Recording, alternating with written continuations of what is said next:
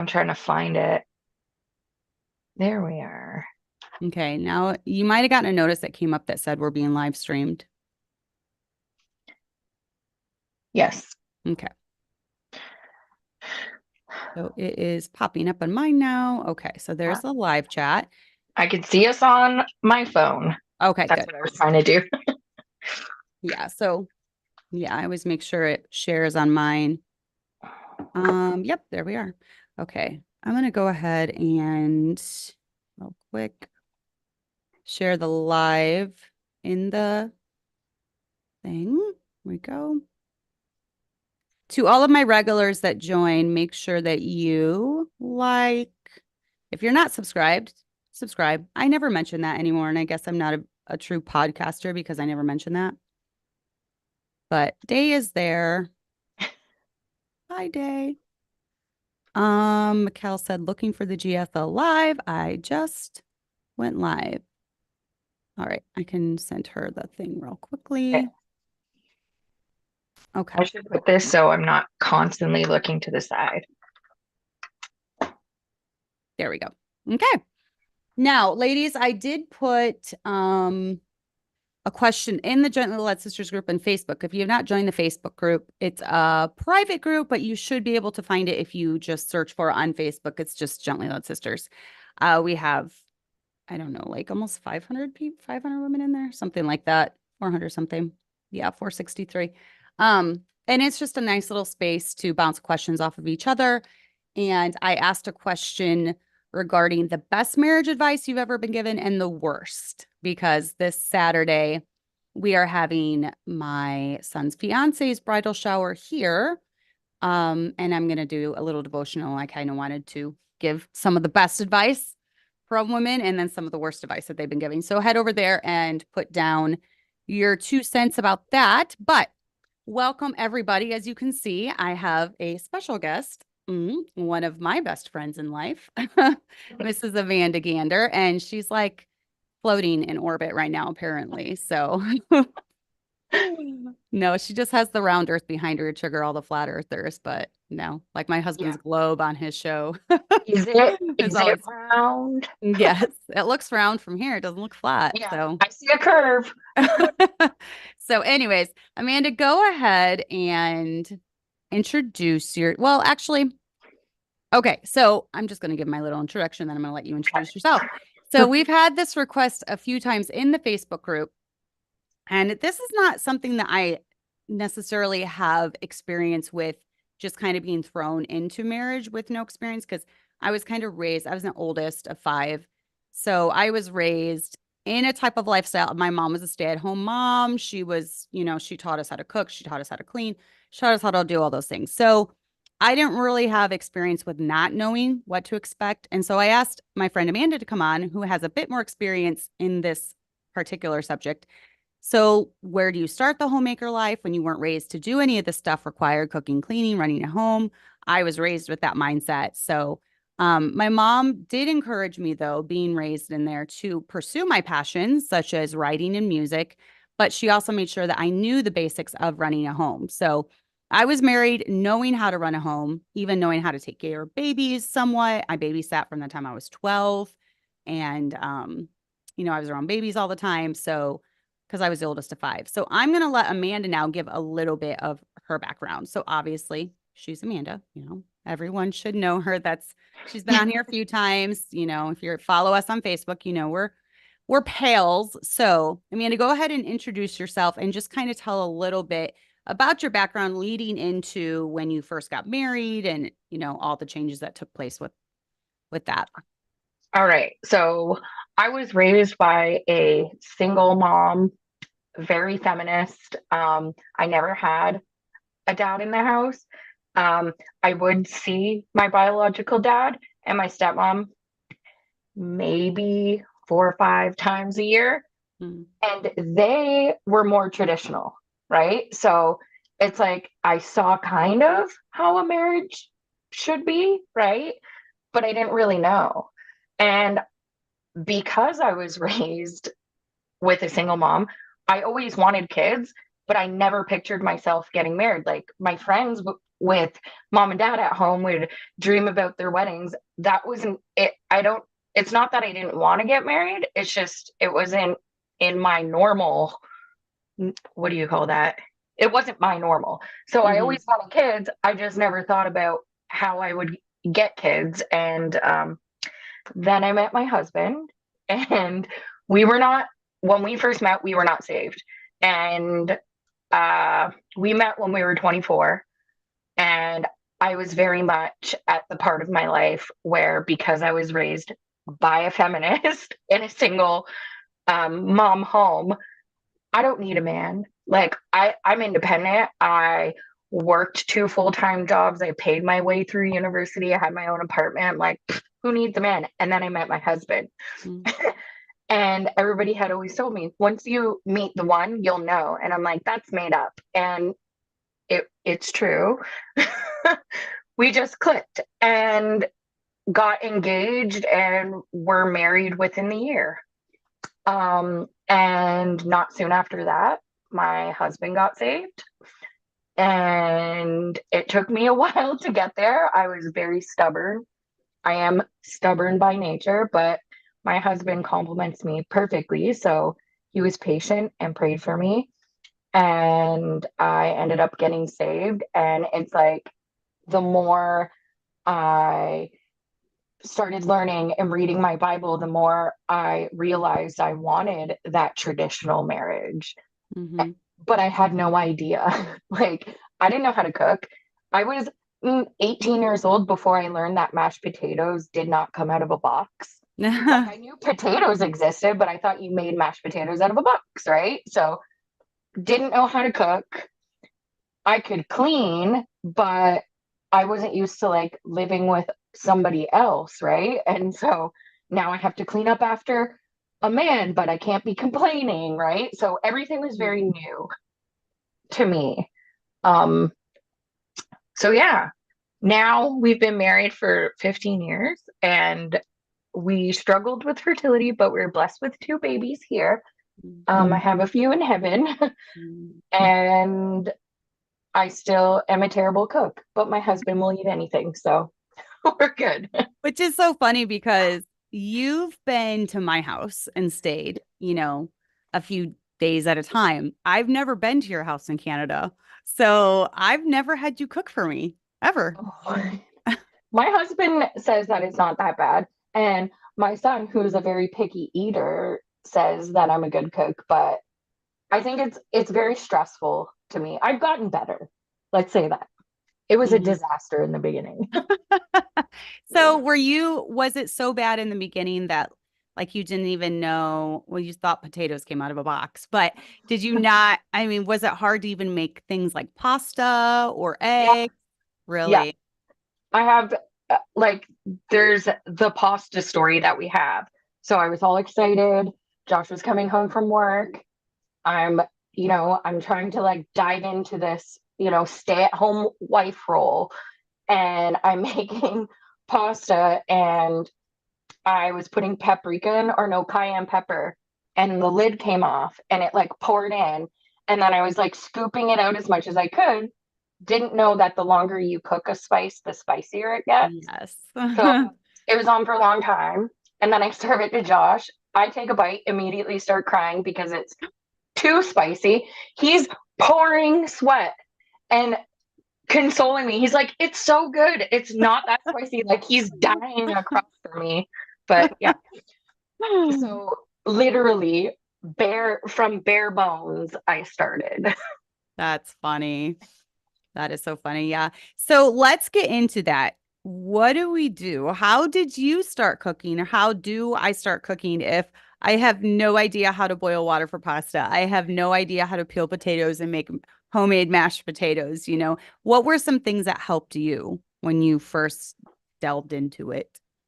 So Google, like the internet, Yeah. is such an amazing tool, obviously. And then just asking ladies at church, right, for their favorite recipes. And at this point, I had reconnected with my dad and my stepmom around this time. So I was asking my stepmom tips on cooking. She's American and everything's like whole food. So her recipes are very complicated. Um, but yeah, just learning from people around me, asking for recipes, the internet, trial and error. Like I said, I'm blessed with a husband who will eat anything. I don't know what I would do with a picky eater as a husband, but So I think the most important question is, how good are your sandwich making skills now? I Because you've should been say told that. quite often to get in the kitchen to make your husband a sandwich. And I make a mean sandwich, actually. I can make a good sandwich, but I mean, I can make better lunches than just a sandwich too. I'm thinking anytime I'm told to get in the kitchen and make my husband a sandwich, I'm thinking I can do a lot better than a sandwich. I Yeah, can make him a 5-course meal if I want. Steak, potatoes, homemade bread. I mean, the whole 9 yards. I can do it. I'm not going to give him a measly sandwich. I'm going to do a lot better than a measly sandwich. So I kind of get offended when people tell me to make a sandwich because I'm like, who do you? I'm a way better cook than that. So, that's a little offensive. But no, I think one of the things that helped me a lot, I don't know. I'm the oldest of five. When you're the first daughter, are you the oldest? I cannot, no, I because you have only have one. one sibling, right? Yeah, I have an older brother, Okay. and we kind of took care of each other. Like my Mm-hmm. mom, being a single mom, she worked all the time, so we were kind of like on our own. Yeah. So you probably did a lot of like the peanut butter and jelly, Oh yeah, things like yeah. that. Being a latchkey We'd kid. make grilled cheese in the microwave. I don't even own a microwave now. Ew, I that know. sounds disgusting. It was. It was disgusting. I think we liked it, but now I think about it and I'm horrified. That's horrifying. I would be horrified. So yeah, for sure. But when I was first married, all the rave, this was back when Pinterest was huge. Or it wasn't when I was first married, probably about 5 to 10 years into marriage, Pinterest. I mean, when I first got married, the internet was not like this. Like we had the internet, but it was on the computer. I didn't have a smartphone. So I would have to go manually look on the computer. So I often just used recipe books, good old fashioned. I still go back to tried and true recipe books that I've got. Um, so that's one of the things. And I'm determined that my girls will know how to cook because it's a little bit more trial and error than just reading, right? Oh, for sure. Yeah. Recipes drive me nuts. Spice to taste, what does that mean? Yeah. Right. Yeah, because there's a lot more that goes into it because you have to saute stuff. What if you don't know what it means to saute? Sometimes you have to, like if you're making butter frosting, you have to let the butter cook to the certain temp where it turns brown. But any longer than that, you let it It's go too great. long, it Yeah. burnt. Yeah, Yeah. it's totally burnt. So there is somewhat some skill that goes into it. So we've gotten down to Chloe so far, so good. Allie needs a little work, but she did just make me soup the other day. So that was like her first big thing. And she had to saute the onions and the celery, and then she had to put all the spices in and then simmer it. And she did good. She had a million questions, but she did good. So, do you know of any cooking websites to even help in this area? Because I mean, I just Google recipes all the time. That's what I do. Um I really liked Pioneer Woman recipes, Mm-hmm. like when we were first married. Um, but it's really like to your taste, right? The internet is so vast now, you can find anything. Yeah. So it's a lot easier. And I will say Josh is an excellent cook. No, that's So, funny. and he likes cooking too. So when he's like, I think I'm gonna make chicken, I'm like, yes. That sounds good to me. Yeah, Yeah, that's funny. Um, do you do menu planning? I did. Um, and it didn't like I tried it and it didn't work for me Hmm. because unlike my husband, and my oldest is the same with me, like I have a hard time planning what I'm gonna want on a Tuesday. Like I Mm, don't know what I'm gonna feel like eating. hmm. So I'll I'll plan basically what I'm gonna cook, but not the days I'm going to cook it, you know? Mhm. So That's kind of I what I guess do that's though. I have my own, like we have kind of some basic meals that we have almost every week. And I said this in one of my shorts, like Wednesday, it's beef stew night. And so Lana, I have her, she's in charge of peeling the potatoes, cutting them up and getting them in the big pot of water so we can make mashed potatoes from scratch.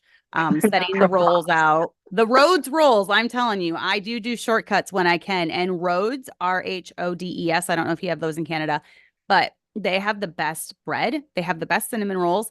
Every time I make cinnamon rolls, Rhodes frozen cinnamon rolls, you have to set them in the fridge overnight and then in the morning take them out, let them rise a little more, and then cook them. Everyone always asks me what recipe I use because they taste like homemade.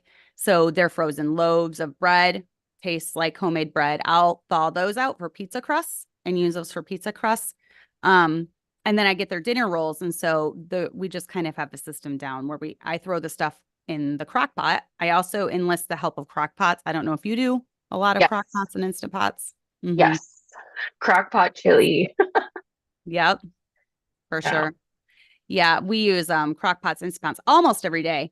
So, but I have my same basic meals that I do. We kind of my girls could probably go through Aldi and just like throw in the cart everything we get like every week.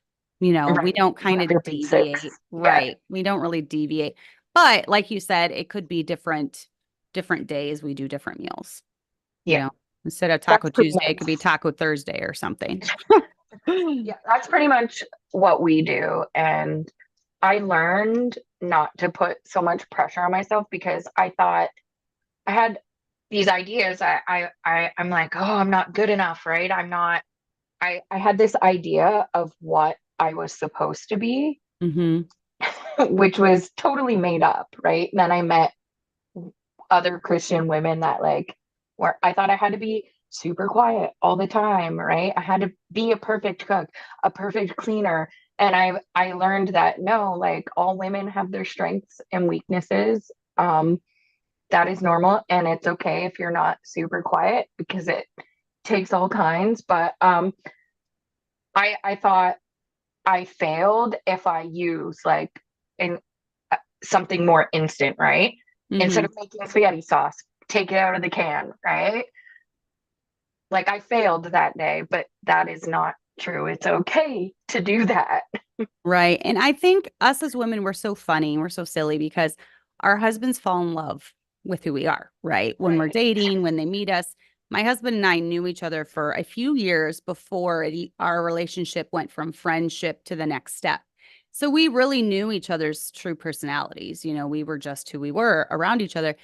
Then we get married, and it's like we have it in our head that we have to fit into this box. Now we're married. Suddenly, we think our whole personality needs to morph into this like married woman personality, as far as like, I can Mm, never voice an opinion. I have to be as quiet as a mouse, even if that's not your God given personality. But if our husbands fell in love with us the way we were when we were dating or when they first met us, why do we think we need to change? You know? right. I, Exactly. I don't understand that at all. Um, so I think that's kind of funny that we do that. But for me, what about shopping? I don't know what the stores are like in Canada. For me, it's two basic stores, Aldi and Walmart. I don't know what you do. I stick to Walmart. Mhm. Um, Walmart used to do price matching, so it was so I much know. easier. They Hmm. don't do that anymore. However, I use something called a flip app. So instead of looking at flyers, it just shows me all my flyers. Walmart, at least where I live about an hour away from Toronto, Ontario, Canada. And in our area, Walmart is the cheapest place to buy groceries. Hmm. Produce, however, because we are in like Amish country, we have access to like a lot of fresh produce in the summer. So that will be where we get most of our produce in the summer, but everything else, Walmart. Yeah. I wanted to share my screen here with Money Saving Mom because this is what I used as a new bride. And she has since now, if you subscribe to her emails, you can right here, free budgeting spreadsheets. She's great. Her whole, I mean, her husband studied to be a lawyer, and I think they ended up going and falling back on her, what she makes through doing all of this, because she makes so much. Because she started right when the internet kind of got big. Right. But she has deals all the time on here. If you sign up, you will get all these deals right now. That's just an update that she's showing there. Um, she's gone on to have a lot of kids, and they made do though. Like, I think her husband was making maybe 15 grand a year or something. It was crazy, but she has all these hot deals, and it's not just groceries. It's Amazon book sales. I mean, it's everything. So if you go sign up for her, see, it's all these deals that she has on here. And if you sign up for their hot deals newsletter, then every day you get an email with the best deals. And it could be anything. I mean, I've scored some really, really good deals through here. She does a lot of Amazon ones. But she used to have all the best grocery deals as well. And that she got me into CVS, where I was doing CVS, and basically when we only had a $60 a week grocery budget, that didn't include any of the like cosmetics, soaps, toothpaste, shampoo, conditioner. So this is when I started doing CVS, and I would like this is a 76-cent CVS shopping trip. So when you combine, I would click coupons every week. And when you combine that, you could get all this free stuff and then roll over all your CVS because they have extra care bucks. And you would just get like all of this free stuff, basically. So that's how I got all of my cosmetics, my toilet paper. At times it was diapers, wipes. That's when I was really serious about coupons. So that's a really good money saving mom. It's a really good one for if you want to do coupons, stuff like that. Now, since my husband, we have more than a $60 a week grocery budget now, obviously. I don't have to depend on that quite as much. But if you are in the trenches when it comes to finances and you have to clip coupons and you've got to get your stuff like that free, she's a great one. She'll give you all the deals. So I don't know if you ever followed anything like that when you were first married. Well, there was something similar, but she doesn't do her blog anymore. And the Flip app, it's FLIPP, is pretty much exactly like that. I Okay. don't think you can get it in America, but that would be like the Canadian version of Mhm. that. Yeah. I don't know. I know there's apps out there too that my girls use, and they end up getting they scan their receipts and then they Yeah. get points for I it. use the same one that Abby does. Okay. Yeah. And then she It's gets like what, Amazon gift cards or something? You can get PayPal, Amazon gift cards. It's called Receipt Jar. Okay. Yeah, Yeah. I don't do it. So they're always stealing my receipts and using my receipts to do it with. So yeah. So then when it comes to cooking, I think the biggest thing for me to learn was what was my husband's priority when it came to food, because I grew up in a casserole type house, typical Midwest home, casseroles, lots of cheese, different things like that. He hates cheese. He hates casseroles. He hates lasagna. So that was a big shift. And I know his taste so well that, like, when we just went to Olive Garden last week for a date, I order for him. You know how you like see these movies where the husband orders for the wife?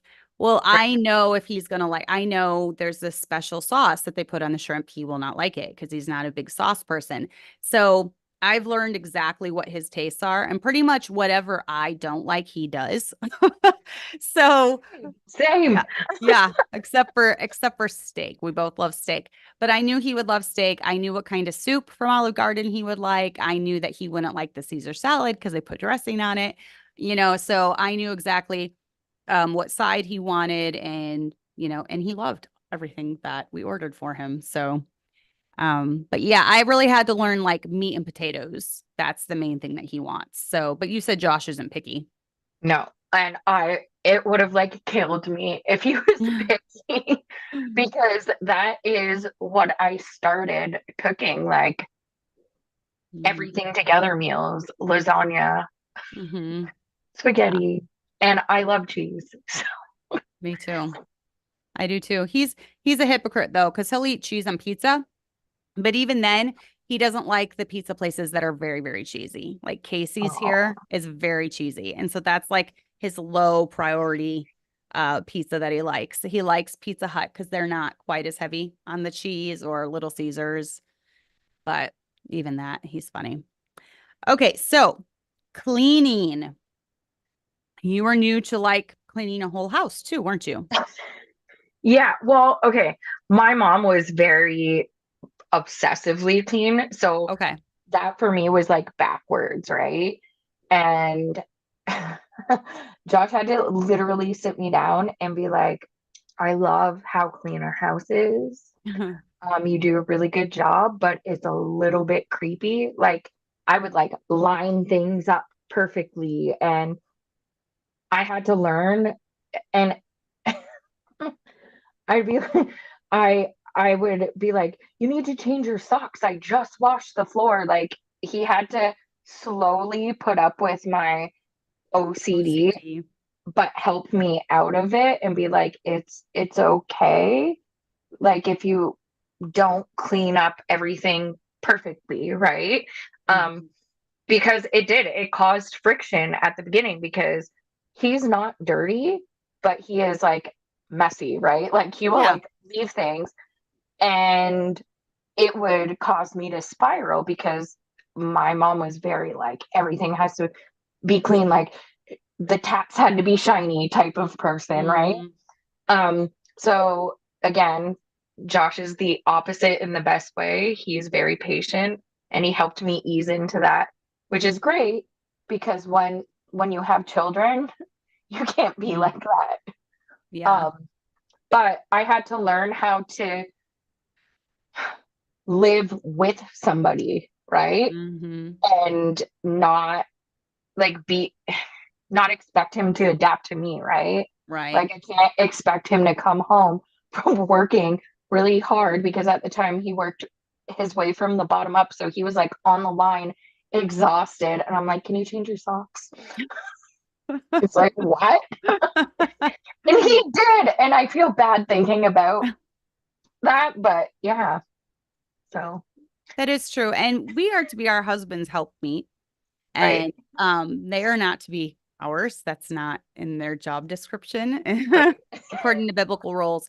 And so we are to I tell my girls when you get married, your life, you're taking his name. You Right. are molding your life to his. You are to be his helpmeet. He's not to be yours. Yes, we help each other through life, but our biblical role is that we are the helpmeet. And so we are to adapt our lives more to them than, Right. them adapting their lives to us. So and I think it's important to remember that. So, yeah, I would say I was probably a little bit more like you with the OCD when I had younger kids, and I drove myself crazy, honestly. Yeah. I since have backed off a little bit, mainly, and my girls will say it was because we do everything. Because now I see my older girls being that way, and they've kind of taken over the reins for me in that way. And Chloe, especially now, there's a certain they get bit by this like housekeeping bug. I don't know when all so far all of them have when they about 15 to 17 it's like they really get invested in keeping the house clean, and it's almost like therapy for them or something. I don't know. It And it's, does. I I love don't even cleaning. like expect that of them. Like, I'm not like, okay, girls, here's a checklist. And when it comes to certain like special chores that they do, I do pay them, I reimburse them for it because I understand it takes a lot of time and time is money. And, I appreciate what they do. So, um, I feel like I've eased off a little bit, and that's why I'm able to have things like Gently Led Sisters, things like teaching piano, the different things I do because I do have help now. So with you having two boys, I don't know. My boys did help me with housework growing up. I used to have a rotation, we'll talk about it in a little bit, and I would put it in each room and then I'd rotate the kids. So like 1 week at a time, Tommy would have the living room, Jason would have the kitchen, Abby would have the bathrooms, Chloe would have the bedrooms or whatever. So, and then I'd rotate and there was a list of chores on the wall. So I did have my boys help me when they were growing up, but They are helpful, especially for yes. an 8-year-old. It blows my mind how much Caleb can do and like wants to do. So Because that was I'm one of my yeah. points was having a plan to enlist the help of our kids. And I've told mine since they were young, listen, we all live here. This is the McMurtry home. It's not, dad and mom's home. It's the McMurtry home. And as such, we all pitch in and help because there's a lot of people living in this small space. And if we just let it completely go, we're going to be living in a pigsty, and then none of us are comfortable. And so because I've always had that mindset, I almost feel like I've created these monsters when my girls get teenagers to where they're like OC. And I'm like, girls, I never demanded this of you. It was just by example. They saw Right. me cleaning. They saw, Mhm. and everyone just feels better in a clean home. I don't know. At least I feel 100%. better. Yeah. Like clutter, Yeah, it makes me crazy. me too. Um, but yeah, I've Totally never, makes me crazy. I did have a hard time though when I had a baby suddenly that how do I spread this out, Yes. right? I can't spend 8 hours today No. cleaning, right? I have to separate it. And we talked about it at Fly Lady. That's who Yes. helped me figure And I that out. I want to share that and show everyone Fly Lady. And I'm going to show you one of the ones that helped me the most. Actually, just a minute. Let me get up here. No, I need to click on it first. So it will come up flightlady.net.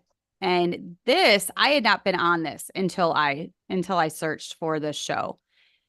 But it like looks old school. I don't know. This just looks, Oh, doesn't this look like when we were younger? yeah, but at the time it was like, whoa, this is such a high-tech site. I know. But one of the things, March habit of the month, get dressed to lace up shoes. So she always imparted the wisdom. Well, this is the two things I remember the most from her. Before you go to bed, do one thing. And most of the time that would be clean your sink. So clean your kitchen sink. Well, to clean your kitchen sink, you're going to have it empty of like dishes and stuff like that. And then she would say, polish it. And I got into that habit because it was so nice waking up to a clean sink, right?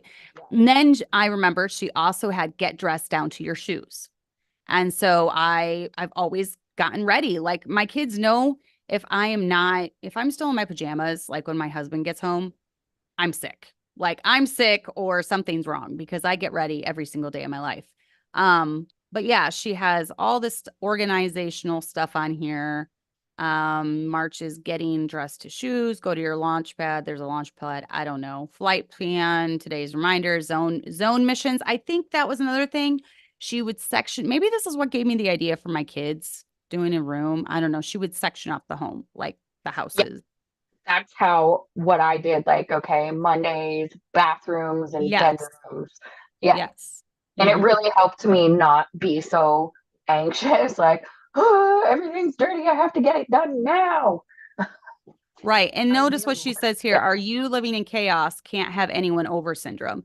So what I do now is I try to have my house in a state of readiness because just especially the last couple of years, we have people over all the time and we have people staying overnight in our home all the time.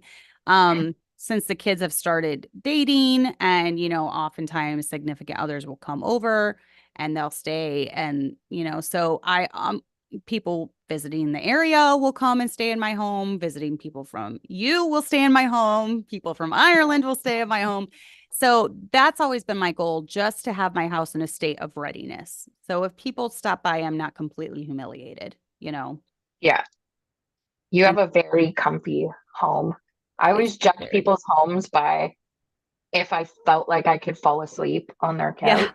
And Uh-huh. your home is like that. Yeah, my home is very comfy. It's Yeah. not a mansion. It's not huge. It's very small, but that's what most people say. They're like, it's just comfortable. Like it's Yeah. not ritzy. It's not fancy. I have broken stuff everywhere because I have a million kids. But it's comfy, and yeah, you just feel comfortable there. And here, let me share this one too. This is what my favorite one, even more than Fly Lady, was Motivated Moms. And so what they used to do is they used to have an app. And so the app would go through, and I don't know how much it even is now to join. So less than $2 per month. Okay, that's not terrible. Um, but she would have an app. I actually did pay for this app, and it had a checklist for every day. And then you would go down, and I liked checking off all of my stuff every day. And so that kept me motivated when I had little kids. So I don't need that anymore, like I said, because I have older ones now, and that's not a huge part of my life. It's not only on me to keep my house clean now. So, I and have, one day it might get that way for you. I don't know. Like, I do, I, obviously, I'm like, I have the best husband in the world. But at any time, because I've had high risk pregnancies, there have been times where I've had to be on bed rest, Hmm. and he will like take care of things, and I appreciate it so much. But we have a rule: when I'm not on bed rest, he is like banned from cleaning the Hmm. bathroom. Hmm. I'm like, that's my domain. And I appreciate if you're willing, but I got this. Yeah. So Mine, I think, yeah, I hope no one takes this the wrong way, because I don't expect this from mine at all. My husband does not lift a finger around the house. He doesn't. And even when I'm trying to think back, like he he maybe has done the dishes 3 times in 24 years. I don't know. Very, very, very, very. But I don't, like you said, it's my domain. yeah, right. I like the way I So do it. You have your job out there, and I don't like outside chores. I don't like taking out the no, I garbage. don't either. Yeah. So those are your jobs, the blue jobs, and I have the pink jobs, and I got this. Yeah. That's exactly what it is for us. I've never had to mow the yard. I think I might have once or twice for fun, just because I wanted to be Fun. out in the sun. I don't know. I think like way long time ago. But he does all the yard work. He's the one that's take the garbage out, is taking the garbage out to the curb. And now our girls do it because they're older to help. But I can remember a few times where and I think if I was like, babe, I'm dying, and we didn't have any kids, because now he's just like, Chloe, go to the dishes, Allie, go to the dishes. So if I was like dying and I was just dying in the mess, and I was like, babe, please do it, he would. I know he would, but it's just not something that I've ever really asked of him. I don't know. Right. He brings home the bacon, metaphorically speaking, and that's his role, and my role is the home. So, I totally agree. And I know it's like a rabbit trail, but I've like seen posts of women who get really mad about that. They're like, well, it's his home too. I'm like, yeah, but like he's working, and like this is like my job, right? right. And to me, Mhm. that doesn't seem like unfair or unequal. I don't No. know. No, because I've often told ladies too, it's a privilege to stay at home, Yeah, especially in today's economy. It's a privilege. And for sure. I have never had to pay one bill. Like, since we've Mhm. gotten married, he's taken on the responsibility of that all on himself. So Mhm. he's bearing the responsibility of paying every single bill. He's never been like, okay, Cassandra, cough up the mortgage money. Okay, Cassandra, cough up the money for the electric bill. Or just He, cry. yeah, he pays for the groceries. I mean, he pays the bills. So I consider being able to stay home as a privilege. And Yeah. I'm not going to squander that or take advantage. I'm not going to just sit around eating bonbons all day watching the latest soap opera or YouTube drama. I'm not going to do that. I'm going to take my role seriously. So, and Right. maybe that's offensive, but I've never claimed to have a feminist channel. Sometimes you can be gaslit into thinking you're one way when it's completely not reality. I know. And Yeah. I believe in traditional roles, and I believe in taking our role seriously. So, and I know Mhm. you do too, Yep. for sure. But then what about when it comes to babies? Because you were the youngest, so did you babysit growing up? I did. I did. Okay. That was my first job. I always loved babies. And so I had like full summer jobs. When I was 12, I like babysat a 9-month-old and a 2-year-old all summer. And then the next summer I had like two 8-year-old boy twins and a 3-year-old boy. And now my boys are that age. And Yeah. it reminds me of that so much because it was chaos. Um, Yeah. but I feel like that was the mothering role was easier for me because I always wanted that. What Mm, wasn't easy was like balancing. And when you grow up in like a feminist mindset, it's really hard. I'm thankful I have a very strong husband who's a great leader. And it took me some time to like just be like, okay, he's got this, right? And right. then we got in a great groove. And then we had Caleb. And then I felt like I had to do everything. Like I'd be in the shower and I'd be like, "Are you okay?" And he's like, "Yeah, yeah, I got this." Right. So that's where I struggled letting him like be a dad. Right. So That yeah, mothering instinct was strong. strong. Yeah, Yeah. because I mean, obviously experience is the best teacher. And I do know a lot of women who get married and right out of the gate, they're panicking. I didn't have a good mom. Maybe my mom died young. Maybe we had a really bad relationship. How am I going to know how to be a good mom? Yeah. Right. And I feel like we even have that fear, even those of us that are good moms, we always have the mom guilt. That is true. There were quite a few times where Josh would have to sit me down and be like, our children are not growing up in the same home you did. Like, it's Right. okay. Because Mm-hmm. I'd get really worried. Well, like, I felt like this when I was a kid. I was afraid of this and that. And he's like, yeah, but you grew up in a different home, right? Mm-hmm. So I did struggle there too, right? Like, I, how do I know if I'm doing this right? And I think, again, talking to women that you see and not just see, like know in church or in your community, people that you know that have raised the children that you hope your children go in that direction. Learn as much from people that you see they're producing the fruit that you hope to have in your own life and take Yes. advice from them. And don't I think I was basing a lot of things. I'm just going to do the opposite of what my mom did. Well, that Mm-hmm. does not work. Don't just do the opposite. Right. Because even, I mean, there's things that growing up I didn't necessarily like. I had a pretty rosy childhood compared to most people's, I think, especially the more stories I hear. But, there's always something. So instead of allowing that to make me bitter, I've been like, okay, how can I may do this differently with my own kids in a way where they're not going to, need therapy or something when they grow up. I didn't need therapy. I don't need therapy. It wasn't bad. But there's always things that we can improve on, and my dream is that my kids will be a better mom than I have been, So we always want our kids to do better than we were. But I like what you said, have real life examples because anyone can put on a facade and say things. I can say things on this show.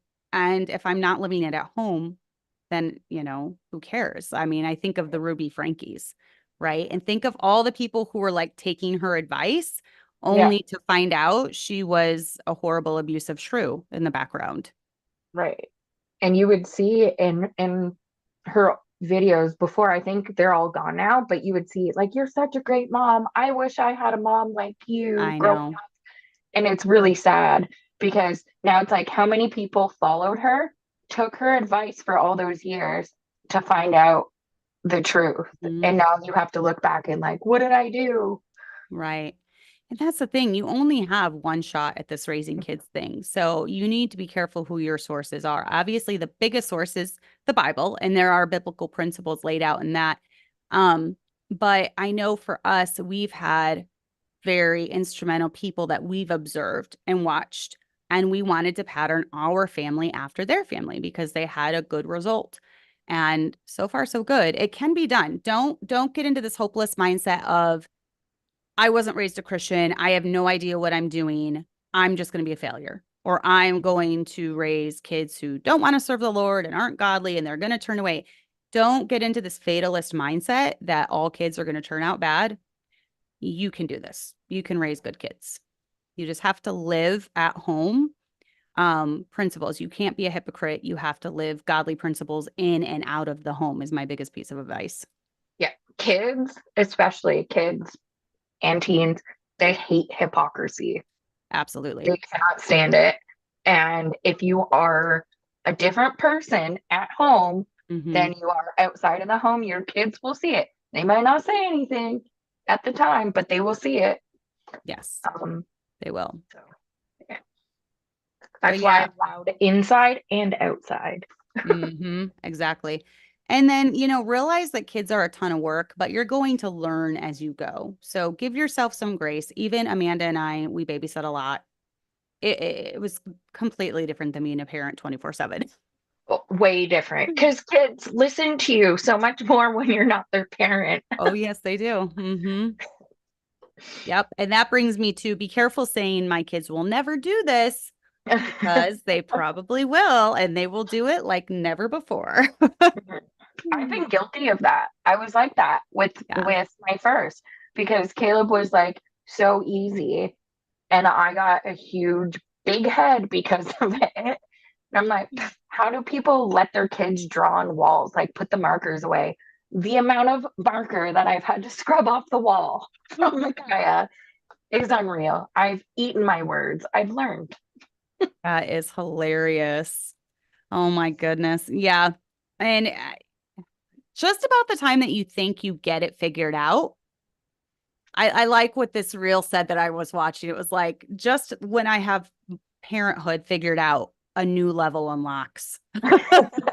And that is exactly it. I mean, you think you have, like, yeah, I got this figured out. And then they throw you another curveball and you're like, oh my, what do I even do? And I feel like that's just God telling us, you need to be reliant on me. You don't have it figured out. You still need to be relying on coming to me, seeking me, relying on me to get you through this. So, but yeah, there's a lot of unfounded fears that will never come to fruition. Don't let that keep you from having kids. The blessings definitely outweigh the responsibility and the fear and the stress and anxiety. But that being said, the choice to have children is between you and your husband alone. And I get in trouble for saying this, but I stand by it. It's no one else. It's no one else's decision, whether that's family, a pastor, friends, church members. They're not going to be the one putting in the work, raising your child, making sure that they're fed and cared for and provided for. So you and you alone will be responsible for raising that children to be a healthy adult, and you alone. And that's the end goal, is a healthy adult, right? Yeah, 100%. And I mean, because I've been so high risk, Josh's side has been great. My side of the family, literally, I get nervous to tell them when I'm pregnant because it's never like, congratulations. It's like, oh, I'm so worried. Thanks, right? So it really has to be between you and your husband. Right. And that's the other thing too. I didn't even think about it from that angle because oftentimes, especially if you're in a certain Baptist culture, there's different sects of Baptist. I know this. And some different groups will be like, you need to have them just boom, boom, boom, boom. Don't allow your body to heal, just whatever God gives you, whatever. Well, there's also biology involved in all that in a woman's natural cycle. We're not going to go into that right now, but you come from it from the angle of you have had a lot of losses. And so it is tougher for you to get pregnant and your fertility is tougher. So I never thought of that from the angle of, well, you shouldn't even be having anymore. Like people saying you shouldn't be having more, not have them, but Amanda, you need to stop. I Yeah. never thought of that. Yeah. I do. And I see both sides because here's the thing. Sometimes your body does need to heal, right? Right. So you're not going to tell everybody your personal business. So it really should be between you and your husband Right. because sometimes having a baby within close proximity could literally cost you your fertility. So, Yeah, I've known of women whose uteruses have fallen out and they've had prolapse and, different awful things happening just because it was so, and their midwife told them like, you need to wait, a year or your uterus is literally going to explode or it's going to fall out or whatever. And they're like, nope, nope, nope, we're not going to do that. And, you know, it's kind of sad to think about all the babies that could have been then, if you're really into having as many as you can. So sometimes that, but once again, that's up to you and your husband to decide. But I would suggest researching your options. How did you go into this? Because I know now you're like me, you kind of have a more natural mindset when it comes to like no jabs, different medications, different things like that. So was this some rabbit trail you went down? so I worked in a hospital during I do you remember when the swine flu Yes. outbreak happened during Mm-hmm. that and the hospital was like really pushing the vax on everyone, like the flu vax. Right. And I asked a doctor who, because my hospital was a research hospital, so I asked one of the doctors that I talked to a lot if I said, "Do you think it's safe?" Because it felt really like weird. And he's like, "I can't tell you not to get it, but my family won't be getting it." And that Mm-hmm. like opened my mind. I went down a rabbit trail. But even when I was pregnant with Caleb, I thought, okay, but polio and tetanus. And Mm-hmm. again, because my husband knows how to lead me, he's like, I just want you to research it. And if you're at the end of your research, if you think those are what you need to get, we'll do it. He knew that when I researched them, Mm-hmm. it would be no. But yeah, it was a slow progression, but it started because a doctor said he wouldn't get it or have his family get it. So Right. yeah. Nice. Um, and I love that too because it just showed that Josh knew you. He knew Yeah. who you were. So I just saw like the crunchy, the crunchy mom.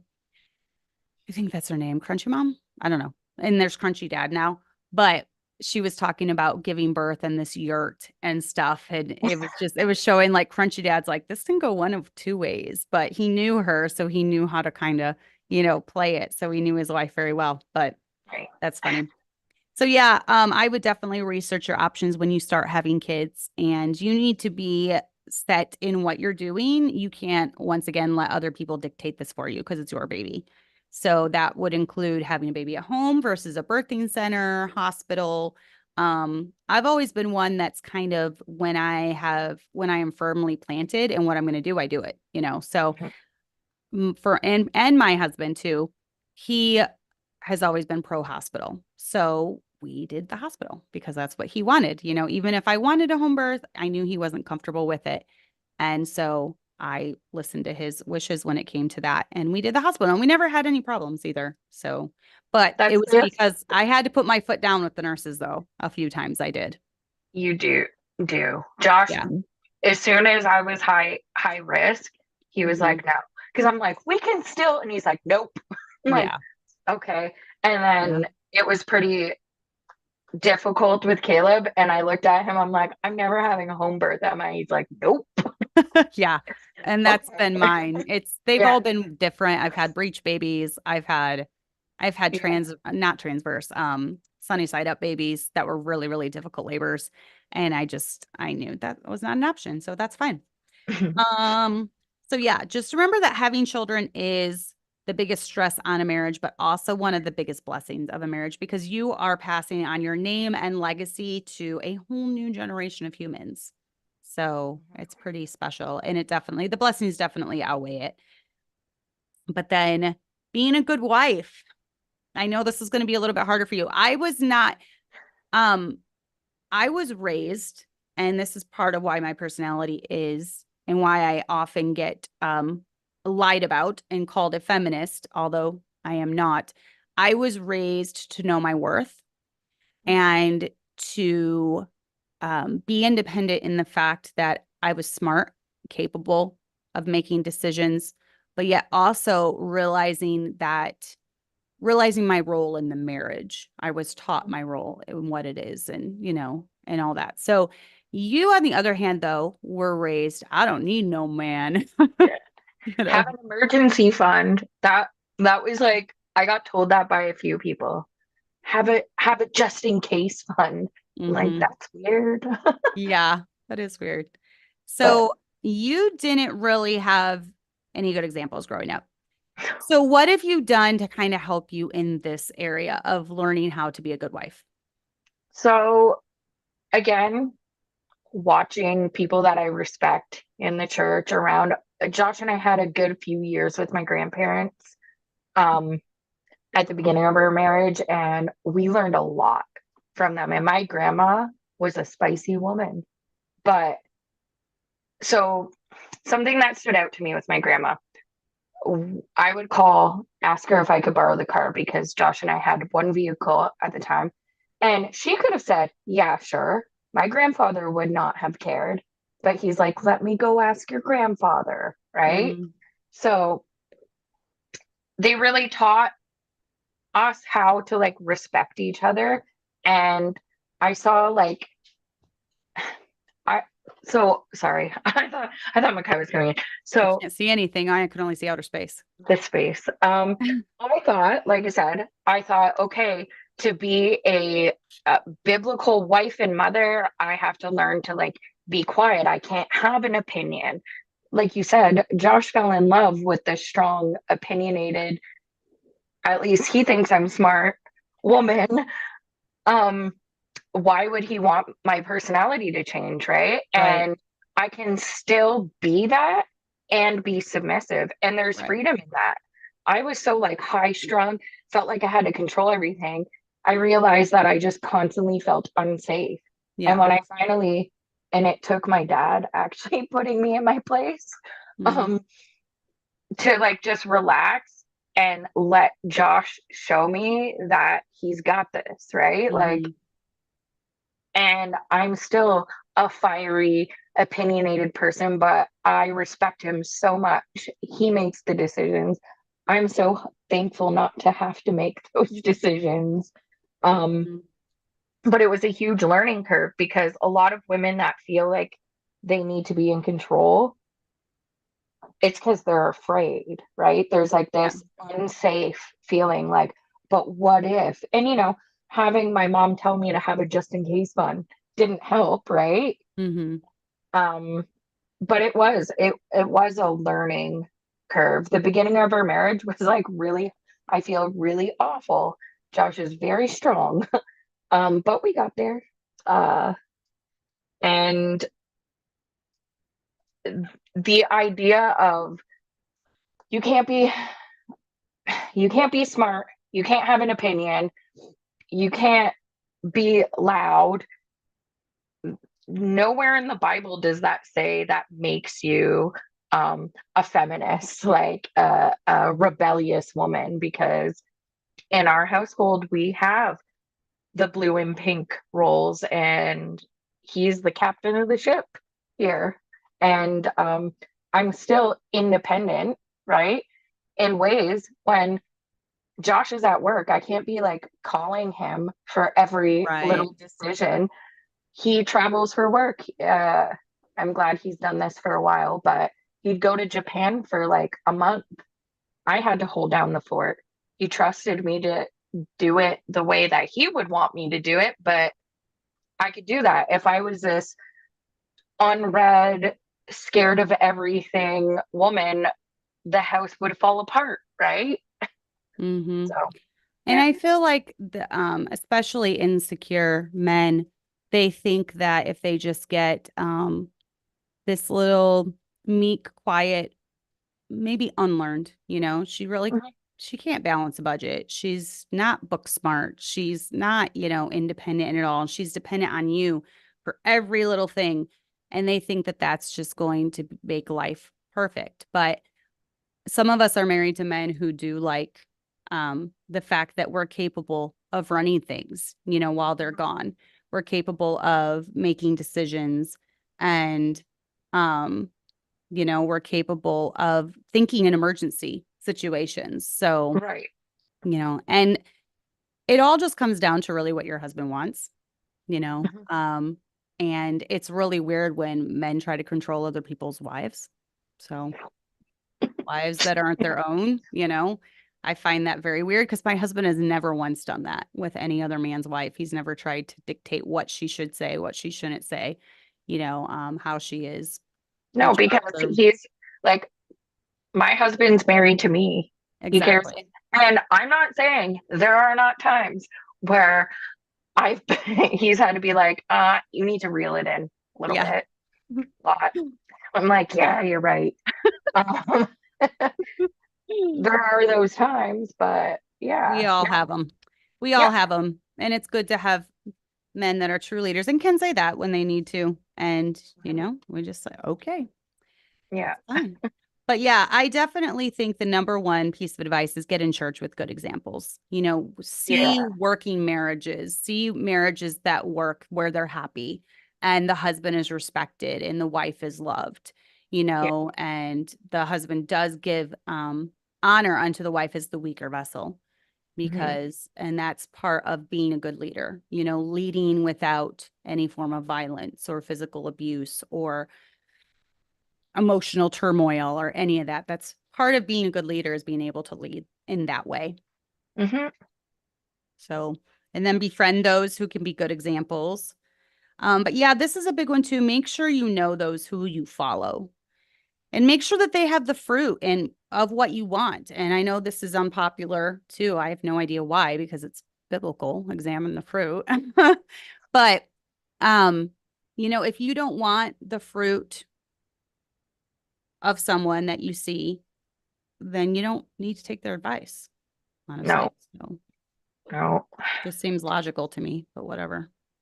I will add that before I really met like good women and women that were more more or less had my personality in like real Mhm. life, did our marriage get so much better because following even like blogs and stuff can get you into trouble, right? Because like when we post, we're gonna post the best of us, right? Yep. So they're gonna uh, blog about the best case scenarios and stuff. It can make things unrealistic, and that did make me really hard on myself. But then when I was around women that were like me, but in great marriages, had great children, and were in church serving the Lord, I'm like, oh, I can still be me, right? Mm-hmm. So Right. that that was huge. Not trying to be fit into some box that like I Mhm. thought I was supposed to be in. One of the most freeing things in a marriage is when you are married to someone who accepts you completely for who you are and does not need or feel the need to change you to fit anyone else's perception of you, Right. and that is what I have. So it's what being the oldest, a firstborn. I am a type A personality. I'm an overachiever. I'm a perfectionist in a lot of areas. And if I was married to someone who thought I was not enough, to me, that would be devastating. hmm And unfortunately, there are husbands out there like that. They are expecting their wife to maybe have the personality of some YouTube influencer. And I put this disclaimer on the show all the time. This has worked for me in my marriage, but my husband is not your husband. Right. So, in all things, if this is not going to make your husband happy, don't do it. You know, go listen to someone else who has a different personality than me. You might need a different podcaster with a different personality. Go listen to her advice if that's what your husband would like, because that is the intention of this show is to have happy marriages. And if you're constantly at friction, um, because you're trying to be something you think he wants you to be, or you're turning into something he doesn't like, and so there's all this friction. Um, that's not the intention of the show. This intention of the show is to help your marriage, you know, hmm to help your relationship with your kids, to help your relationship with the Lord. And if it's having that opposite effect, you might need to go find the podcaster who I don't know who's someone in the Bible I'm totally not like. Um, the quiet one that was help Mary and Martha. You might need to find someone that's not Martha. Might need to find someone that's more of a Mary personality, and is just has a different personality than me, and that's totally fine. So, but yeah, one of the things that's helped me is reading good marriage books. Now, do you have any recommendations when it comes to this? There's not many out there I would recommend, actually. I do. I don't know how you feel about this book, but I found it very helpful for me because, again, I was very like, I had a hard time relinquishing control from Uh-huh. like fear. And somebody gave me a book. It's called Me, question mark, Obey Him, Oh, that's a good question one. mark. That's a nice little book. Yeah. It's a short read, but it Very put short. everything in a perspective and helped me a lot. Like, so, Is that John R. Rice's wife? Wrote that? it's Elizabeth something here. I can't remember who wrote that, but I know what you're talking about. Um, Elizabeth, yeah, Elizabeth Rice Hanford. So you're right. okay. All right. So I didn't maybe even it know was that. one of his, if it's Hanford, maybe it was a daughter. Yeah, Did it? maybe. Hmm. I I don't knew it know. was It someone really related helped. to a Rice. Yeah. I knew it was someone. Kathy Coral might have one. I know she has one about dress standards. That's pretty good. I liked it. Um, And then I know this book has gotten a lot of criticism too. And there was some stuff, I mean, eat the meat, spit out the bones. Martha Peace, I think her name was, wrote, what is it called? A Biblical Marriage or something like that. I think that's what it is. But it had a lot of good gems. I thought it had some good stuff in it. Obviously, there's some stuff I wouldn't do, but overall the concept was good. We need more like IFB women writing stuff. We Yeah. honestly do. How often have I told you to write a book? I I know, with will. all the I know. time that you In all have. my spare time, yes, I'll do it someday. I do write a lot though for my Facebook. Almost all of my posts I put public because I honestly don't care who reads them, even if they have a problem with it. Don't care who reads it. So it's out there. I'm not trying to hide anything. Right. I stand behind what I write. I stand behind what I believe. And I don't care if someone else's husband has a problem with that. They're not my husband. Mhm. So I do put that stuff out there. I mainly write stuff about motherhood. Um, I could do more about marriage. I don't know. I tend to, my husband and I always joke about the ones that like wax eloquent about their marriages and how wonderful they are and how they're like, this is the best my marriage has ever been. They're the ones usually in the trenches because Mhm. they feel the need to persuade. And so we kind of steer away from that. Um, because honestly, the ones that know us and see us and observe us, they know what Yeah. the true Tommy and Cassandra McMurtry are like. They know if our marriage is solid. My kids know how our marriage is. My kids know if my marriage is solid or not. That's really all that's important. Um, but after I do the shower Saturday, I might do a special marriage one next week, kind of just off of the devotional that I come up with for Liz's shower this week. So look That's forward so to that. exciting. I know it's like down to 68 days now or something I until they get married. know. I was just looking at my calendar. I'm like, how did that happen so fast? I know.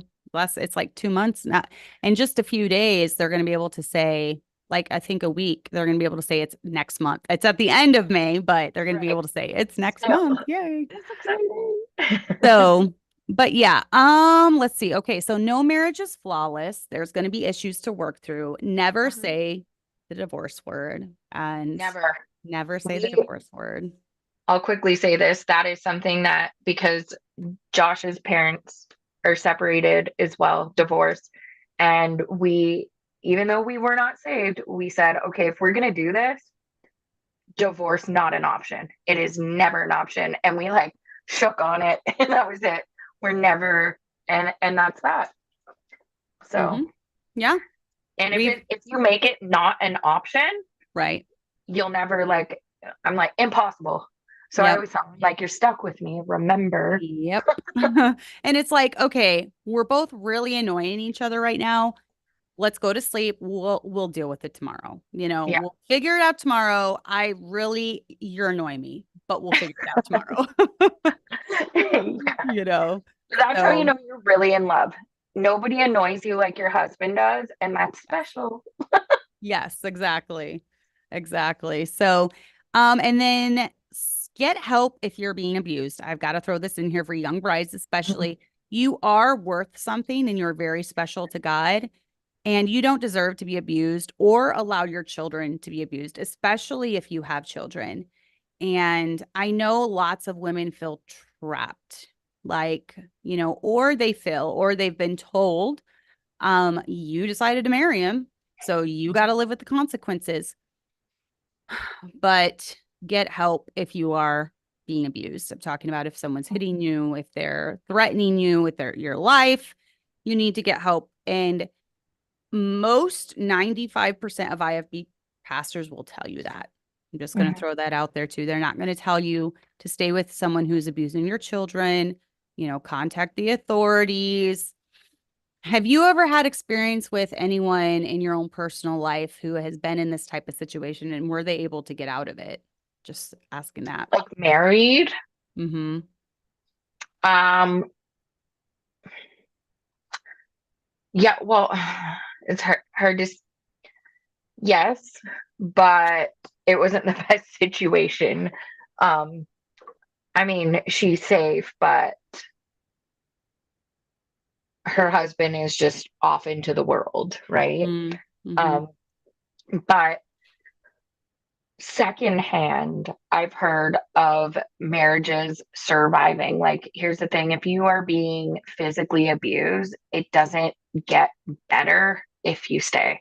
Like, the Right. worst case scenario happens. It tends to get You, worse. yeah, Mm-hmm. your marriage has a better chance at survival if you separate and he gets the help that he needs, Mm-hmm. right? And that is possible, right? You can overcome anything, but you're not your marriage won't get better if you stay in that situation. Mm-hmm. Yeah. Um, And I personally known yes. of a situation where that did help. It wasn't until they were separated that he kind of hit rock bottom and realized he needed Right. help. And they ended up back together. It worked. They got godly counseling. They reconciled. He got the help he needed. He forsook the sin that, caused him to be doing the things he was doing. And it did work. So there are success stories out there, but yes, I often get mocked and criticized for telling a woman that, but 95% of IFB preachers will tell you the same thing, that if you are being beaten, if you're being abused, to call the authorities, get your kids to a safe place. And I would hate for someone to be listening to my show and say, okay, no divorce, no divorce, no divorce. That means I have to take the beating. That means I have to stay in this situation. That means I have to allow my children to be harmed. Please don't feel that way. So I always have to throw that out there when I'm talking about marriage. It's just because I can't have it on my conscience if something ever happens to a woman who decides Mhm. because I said no divorce, they decide to stay in some awful situation where their life is in danger. So, but yeah, if you don't want the same result as those with messed up marriages, don't follow their pattern or behavior. So, Mhm. that's all I can say about that. But then how to be a godly Christian when I haven't had good role models? Because you've been saved now, what, 14 years? You've been married 15. Yes. So about that Okay. 14, Mm-hmm. 14 years. Just again, good examples. Um, I always say this because I know quite a few families like yours who have adult children who are still serving the Lord. They waited. Until their marriage day to even kiss somebody. Mm-hmm. And you guys are all different, Mm-hmm. but the one thing that's the same is like joy. Mm-hmm. Like you guys are all joyful. And then meeting women like me who have opinions or who are maybe not like super quiet um helped me grow, right? Because I'm like, oh, I can still be me and be a good Christian. I can still be me and grow in the Lord. And so really being in a church is so important. Like Yeah. you have to get into a church. And I know it is so hard in Canada being here. It is really difficult and that's sad. But I'm fortunate enough to live in a part of Canada where I do have a church. But I don't think I would have grown if I didn't get into a church because you have to be around. Hmm. And Josh grew up like in an atheist home. I grew up in a Catholic by name home, right? So we had no idea. And just being in our local church got us there. And then going to conferences. Hmm. Um, we love going to like church camp now. That's like a big thing for the summer. So really surrounding yourself with like-minded believers, with people who live the way you want to live. Yeah. Because internet church is not going to cut it. No, And because yeah. yeah, and that's the whole thing going on. Well, I'm a member of Liberty Baptist. Oh, who are you again? Oh, I watch online. Well, the only one that really applies to is our friends the O'Hagans in Ireland because they live in Ireland. So we call them honorary members of Liberty Baptist Church because they visit here What too. about me And too? yes, you can be honorary member too because you I live go in to my Canada because you local do church, come, but yeah, you're you my do American come church. here sometimes. Yes. Yes. But no, internet church does not because you can't put into practice all the things that you're supposed to do, like dwelling in unity, Mhm. forgiving one another, forbearing, loving. That's so much like an important part of the Christian life. You can't do that from internet church. No, no. And I mean, depending on if you're struggling in a certain area with a certain sin, you're more likely to avoid the sermon that's talking about that. You're like, maybe I'm going to Yeah. click on Yeah. this one that's not going to. Right. Yeah, you can pick and choose. Ooh, this one's like calling out false prophets. Let's listen to that. When that's the Yeah, last thing you need to be more harsh. You need to be, right. dwelling on loving your brother in Christ, and you're clicking on the let's just, Billy Graham's roasting on hell or whatever it is. Yeah, you need those sermons where you look at your husband and you're like, "Did you tell?" Yeah, exactly. I didn't. I promise. Yeah, exactly. No, and you've been in a lot of good churches where you've had good examples in the Yeah, pastor and his wife, and you've been able to yeah, see a working marriage, one where they're down to earth and they're not fake about things. hmm And okay, maybe they have disputes sometimes, but they work through it and, they do it in a healthy way. Some unhealthy ways of working through disputes are anything public, I would say. 100%. Yeah, My everything. grandma told me that you never, ever argue with your husband in public and don't vent about your husband to anyone. Yeah. Yep. And I have, even though I have a couple very, very close friends, and there are so many times, I mean, we send each other voice messages all throughout the day. I don't even tell you. There's been times when my husband and I have had an argument and you've never known. Yeah. You've never known. I won't tell you about it. Um, it's just there's some things that just need to stay between a husband and wife, and that's one of them, because while I might be over it the next day, and I usually am, you're not going to be. You're going to be like, okay, he Yeah. did my best friend wrong. I'm going to You're my go to best war. friend. He's not my husband. So I'm Yes, going to be like, excuse me. You know, exactly. and Yeah, family will do that too, they right? will. Except for my dad. Yeah. If I even dare to call my dad, he's always on Josh's side. No, he told you what needed to be told to you He all those did. years ago too when you were fighting. So, He did. And it was a clear message. I thought, I'm like, just to tell it quickly, it was our knockdown, drag out fight. And I'm like, I'm calling my dad. And I was so sure my dad was going to give it to him. And he gave it to me. And I was like, Mhm. okay. He's like, that is your husband. You don't call your dad. I'm like, okay, I'm sorry. He was right though. I needed to hear that. And it literally, that was, and it was I'm not even going to talk about it. It was so silly what we were arguing about, but Mhm. it totally turned our marriage around because I needed to hear that, Mm-hmm. right? That's your husband. You need to talk to him, not me. Okay. Yeah, no, that's awesome. And I'm not talking about those two who reach out to me for counsel. Like, No. we will though, we moderate in the Gently Led Sisters group, and we will often, before we approve a post, we will say that's of a sensitive nature. You know, if she has a question about something between her and her husband, no husband bashing, please. You Yeah, know. that's a big thing. And I know Mm-hmm. you, we are so close. I know if I even tried to like call you and bash Josh, you would be like, Amanda. So I think Yeah. that's really important. If you have friends that are partaking in that, that's not a good, it's not good. No, You I'm just, not going to be like, what did he do? Amanda, you get your frying pan out and you bop him over. I'll be like, okay, Amanda, maybe you're just a little hormonal right now, but yeah, maybe it's you're overblowing it just a little bit. Maybe he didn't intend it. You're just cut him some slack. It'll be fine. Yeah, no. Um, so yeah, that's one of the biggest things, you know, is if you don't want the same result as those with messed up marriages who are raising messed up kids who have just been wrapped up in sin, you know, and they're not on a godly path anymore, don't follow their examples. So, but yeah, definitely praying, seeking God's guidance, getting in the word of God. And then I think something that's so important too is that our life is built out of one good decision day by day or one bad decision. You know, now if you make one bad decision, you're not just going to spiral probably automatically into this abyss of misery.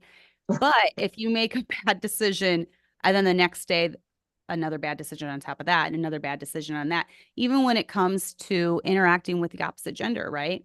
If you're in a marriage, you know, and you feel really weird about sending a message maybe to a married man, but you're like, oh, it'll be fine. And then it goes a little further and a little further. And suddenly you're having an emotional affair or something. You've really got to guard your heart when it comes to different things like that. yeah, like remove the opportunity, right? Yes. Even if Mm-hmm. your intention at the beginning isn't there, just remove the opportunity. Yep. Like my husband travels for work. At one time, they had him driving with a female coworker, and he had to put his foot down. He's like, Yeah. no. Yeah. And not only for that, but also he's like, what's stopping her from like accusing me of something? Right. Exactly. It's I'm married. It's inappropriate. I'm not driving 8 hours with another No. woman. Good for So him. Yeah, yeah, and we kind of have those guidelines too. I mean, my husband doesn't work a secular job right now, so obviously that's never been something he's had to do. But even just with church related things, if he has to pick up a lady for, you know, for church, he'll take one of the kids, or I'll do it, or he'll take me with, or you know, it's never just him. Because in today's day and age, it takes one accusation and yep. your ministry is ruined. And we don't even want an accusation. So we want to be above board with everything. He will not counsel women by himself. Um, he won't be at the church alone. If there's another woman here, just all appearances of evil we're Yeah. avoiding. You know, even with our church, all of our rooms have windows. You know, the doors to Right. the different classrooms, we put windows in them. So there can never even be an accusation or hint of accusation of anything going on here. So just putting those guidelines in place, I guess. So, but yeah, do you have any final words for the ladies that are just like completely overwhelmed? And maybe we overloaded them with information, but hopefully they can get something out of it. We're both chatty, so Yes. um I just don't be too hard on yourself. Don't like you might have this image of everything you want to be. You're not going to become that overnight, and don't try to change your personality. You know, God made you that way, right? And all your strengths can also be your weaknesses, but focus on staying true to who you are, your personality, but growing. And what was it? Don't always look ahead where you want to be, look at where you were. And Hmm. that will always make you feel better because it does for me. Because even now, I mean, we've been married 15 years. There's things where I was like, I wish I was a better cook. I wish I was more organized in this area. And then I look back at just married Amanda, and I'm like, whoa. Right. And then I apologized to my husband and thank him for staying. That's funny. I know. And it works both ways because 44-year-old Tommy McMurtry he's mature now, right? When we got Yeah, married, we were both totally. 20. Yeah, we Right. were both 20. So we've both grown by leaps and bounds. And I kind of cringe at like newly married Cassandra, just thinking I had it like, okay, I got this in the bag. Like I've been raised for this, right? Yeah. Oh, there's so many mistakes I made in our first years of marriage, but I think that's part of husbands loving your wives and being not bitter against them because thankfully we both have good husbands and they've loved us through whatever years, whatever season Mhm.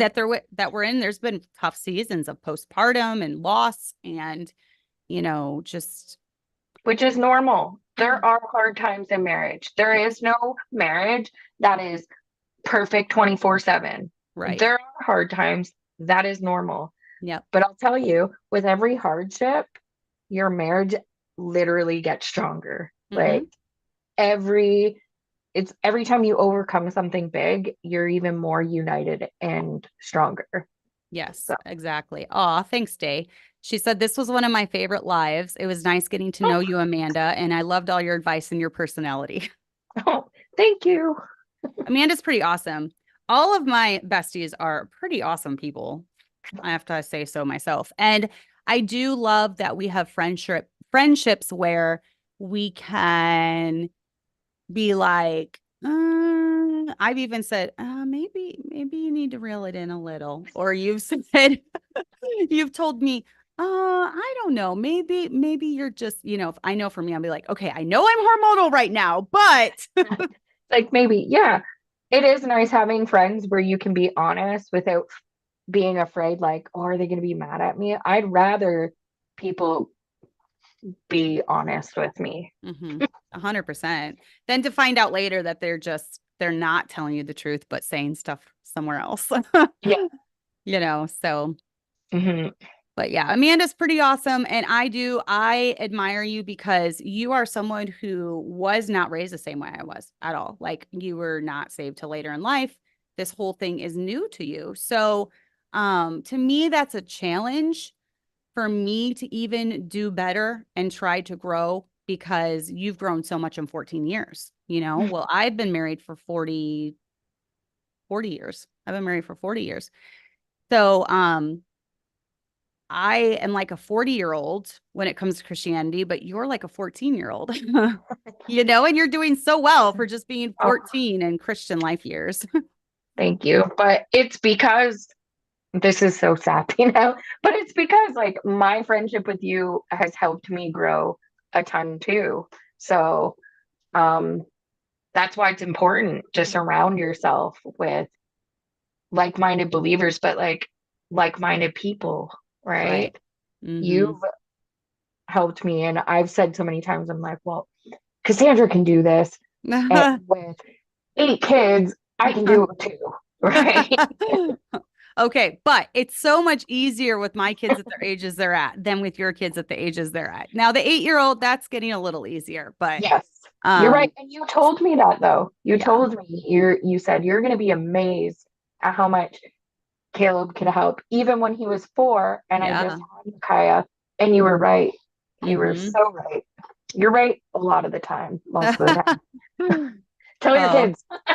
I'm glad I can be just an encouragement to the younger moms out there, because even though we're not separated that much by years, No. because I'm 44, you're 40. Yeah. Yeah, you're 40. I just gave away your age. Sorry, internet. I gave away Oh, your age that's to the okay. internet. I'm not one of those people. I'm okay. Okay. So yeah, I gave away your age, but you do have younger children than me. And I think it's really important for young moms to know you're doing great, especially with what you've been given, the tools that you've been given, you're doing great. And you are not raising your kids the same way you were raised. So Right. it's gonna be okay. You're not messing them up for life. You're doing great. So that's my goal of this channel is really to be an encouragement and to let you know you young moms, you can do it. Just hang in there. You will have tough days. You're going to have tough days in your marriage. You're going to have tough days with raising your kids, but don't give up. There is hope. You can raise good kids in today's day and age. It can be done. Yes. Yes. I've seen it. My kids are young, but I've seen many families who have done it. Yes. They're still out there. I know hundreds and hundreds who are doing it. So it's not hopeless. But anyways, everyone, I hope that was a good show. I have a lot of positive comments. Chanello said, lovely to hear your story and learn from your perspective, Amanda. It's a blessing to have godly friendships. Have a great week. And then Chanello said something earlier. She said, I wanted to touch on this. Social media isn't real. Just heard the story of a social media influencer mom who rents out an Airbnb to make content, has a nanny bring the kids over at a certain time and takes them back home.